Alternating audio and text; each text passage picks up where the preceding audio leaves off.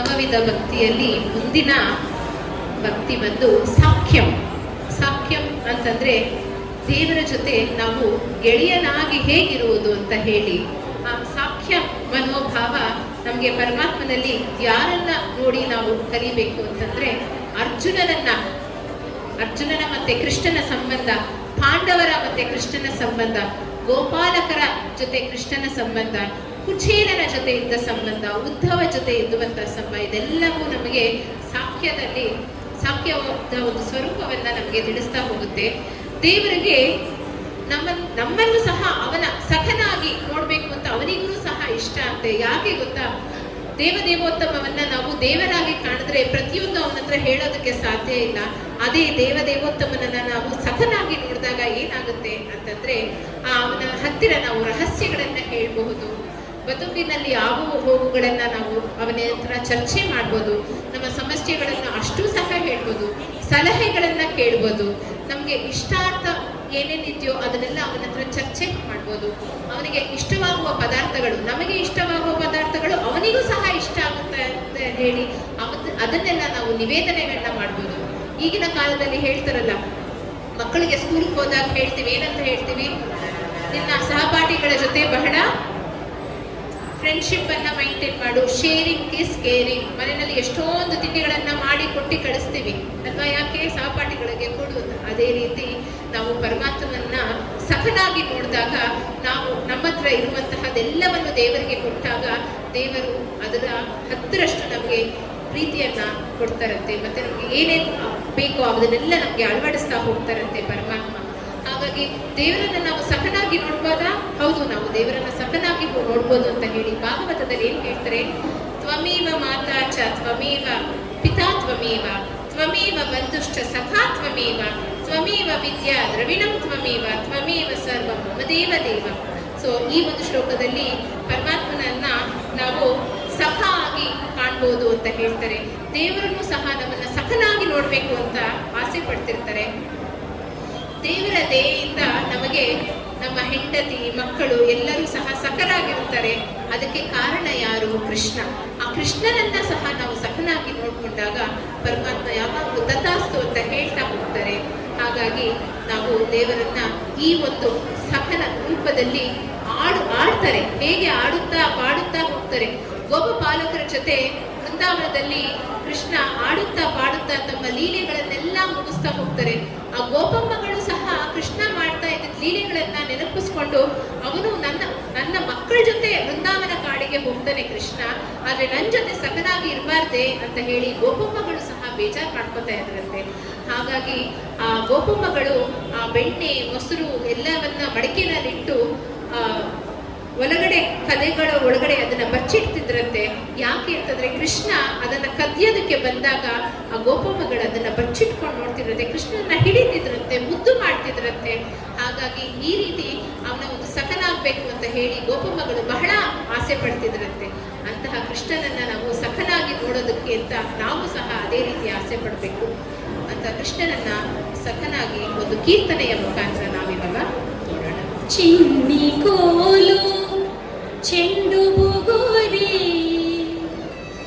ಚಿನ್ನಿ ಕೋಲು ಚೆಂಡು ಬುಗುರಿ,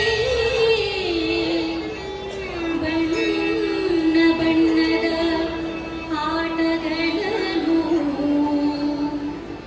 ಆಡ ಹೋಗೋಣ ಬಾರೋ ರಂಗ,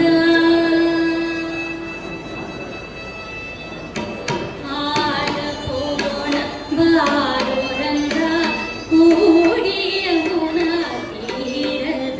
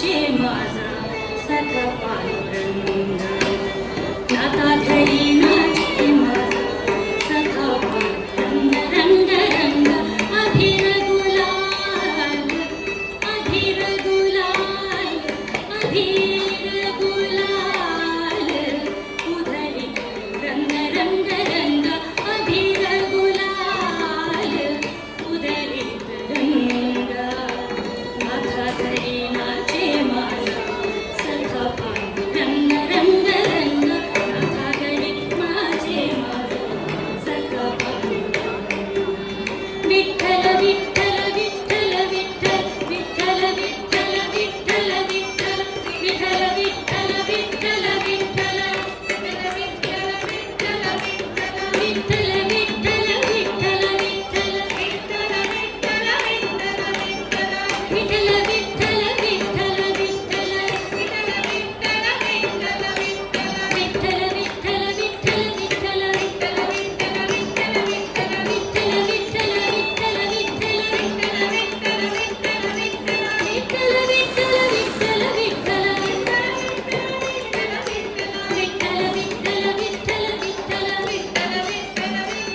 अभिर गुलाल उधळीत रंग रंग रंग अभिर गुलाल उधळीत रंग नाथगड नाचे माझा सखा पांडुरंग रंग रंग नाथा घरी नाचे माझा सखा पांडुरंग